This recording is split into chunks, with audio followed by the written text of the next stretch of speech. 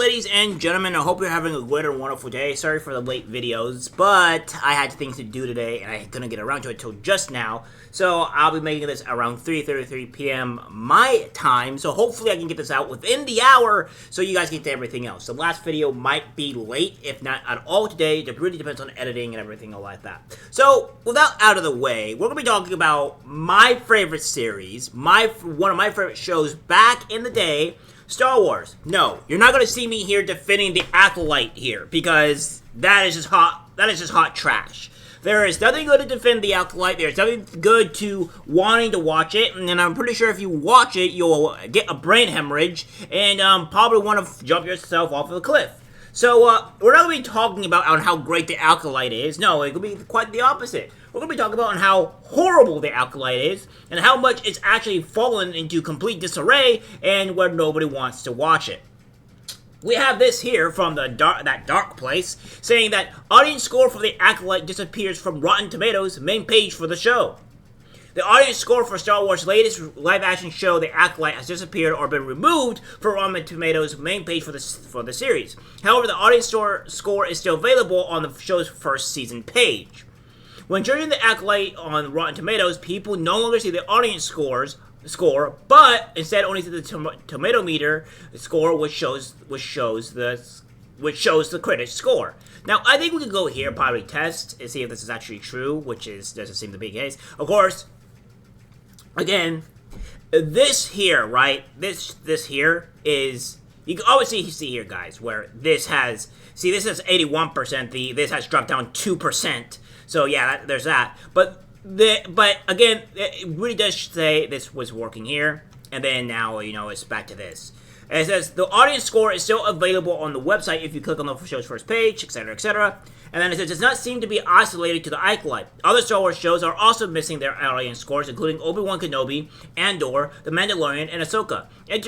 Interestingly, the Book of Boba Fett still has its audience score.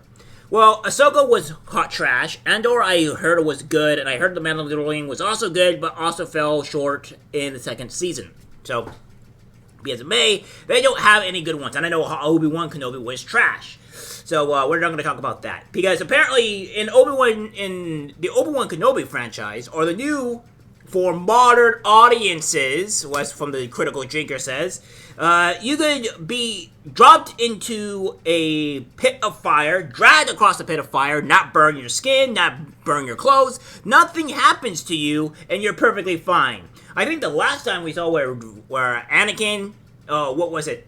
Yeah, when he jumped and tried to, and he didn't have the high ground, he got cut into pieces and he got set ablaze.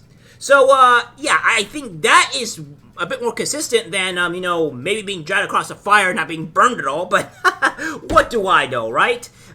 So again, it says that Rotten Tomatoes previously faced criticism back in 2019 when it deleted over 50,000 audience reviews for another Disney property, Captain Marvel. The company explained in a statement to The Hollywood Reporter, "We launched some changes to the movie pre-release functionality last week, which included not allowing users to leave a comment or review to a movie's release in theaters. However, we still invite users to vote if they want to see a movie prior to its release, and that vote total is displayed onto the site."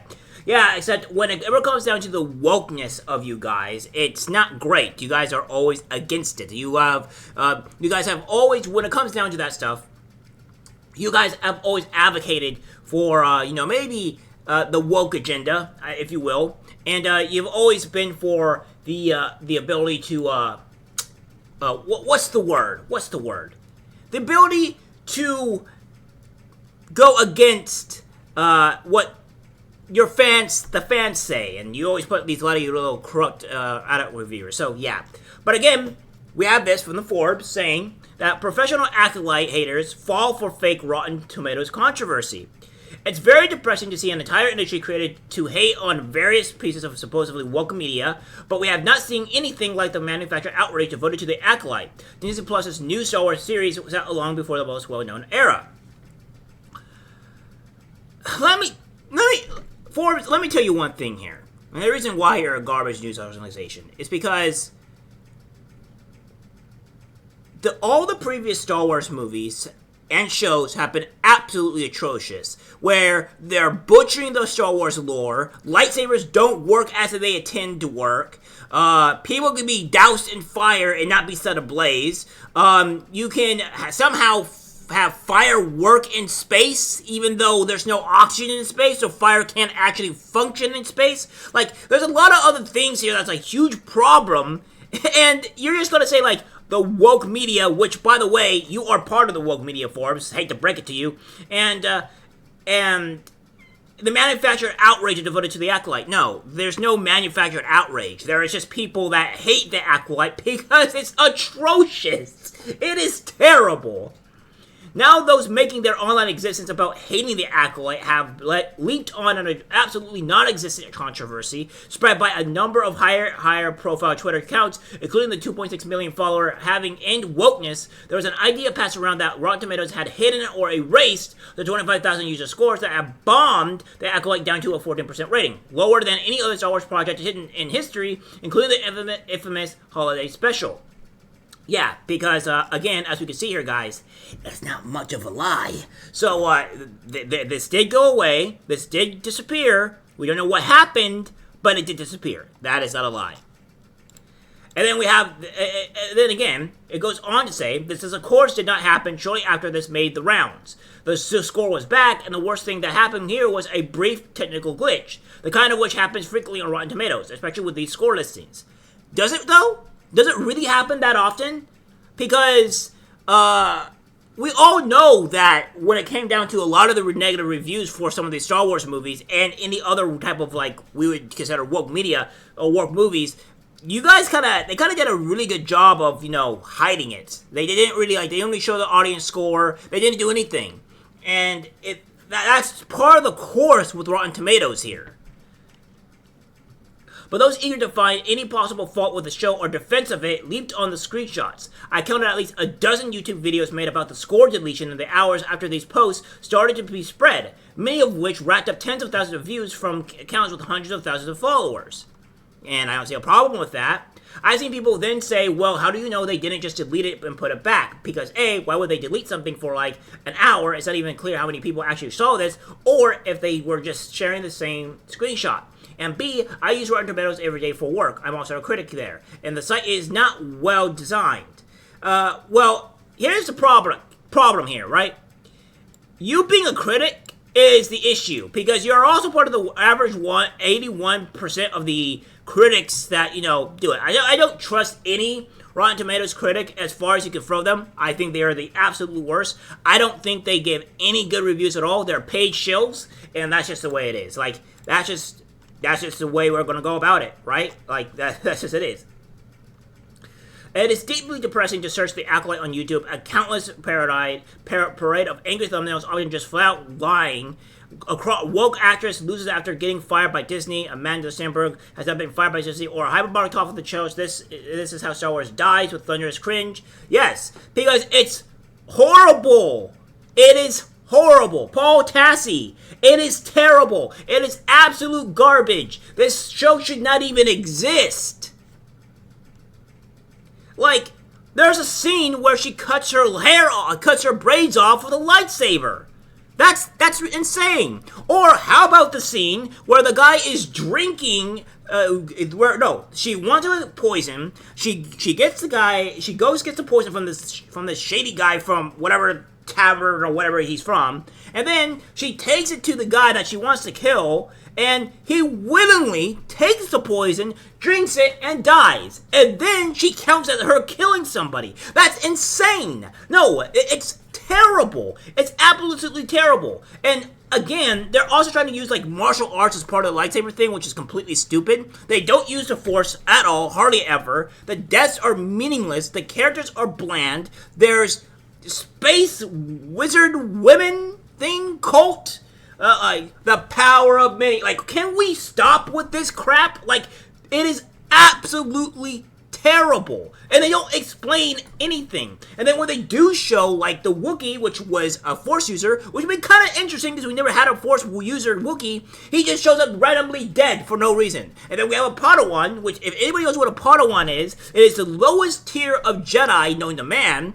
and she is somehow fighting, if you want to say it, a Sith Inquisitor, and if he is a Sith Lord, then she is getting destroyed. Because all the Jedi Knights that fight him got wiped out instantly, whereas the Padawan somehow stood a chance? Hello? Like, it doesn't remain consistent. And then, of course, the one guy, the Asian guy that's sitting there, I don't know his name, I forgot his name, is just sitting there watching his entire team get slaughtered. It's atrocious. And I don't blame necessarily some of the actors in this, because the actors are trying to make what's a terrible movie good, and that's just the way it is. Like, that's all you can really say about it. It's an entire industry and people are making bank on it, hence why there are dozens of videos made about it every single day. As for Rotten Tomatoes, I've noted previously that in just a few weeks, the Acolyte has more user scores in to create this 14% than a combination of any season of any past Star Wars show. This was particularly a unique example of hate on Star Wars, Marvel, whatever media.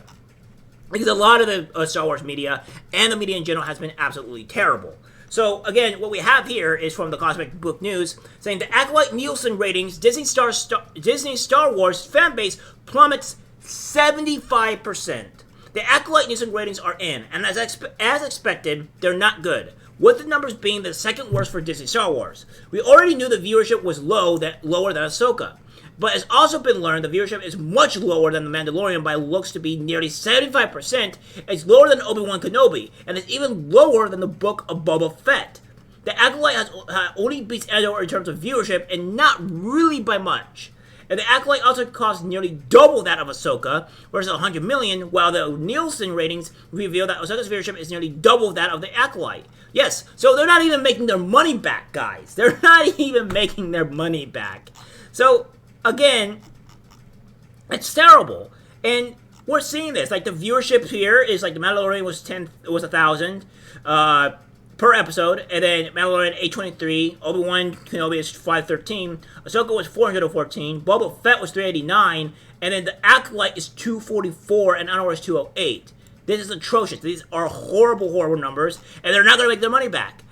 The show is not doing good. It's just declining over and over again, and I think for the right reasons. This show is atrocious, guys. We know how bad it is. So we're not even going to try to bother trying to signify what's going on. And of course, I'm not surprised that Rotten Tomatoes did something like this. Yes, it could have been security glitch or whatever, or what have you.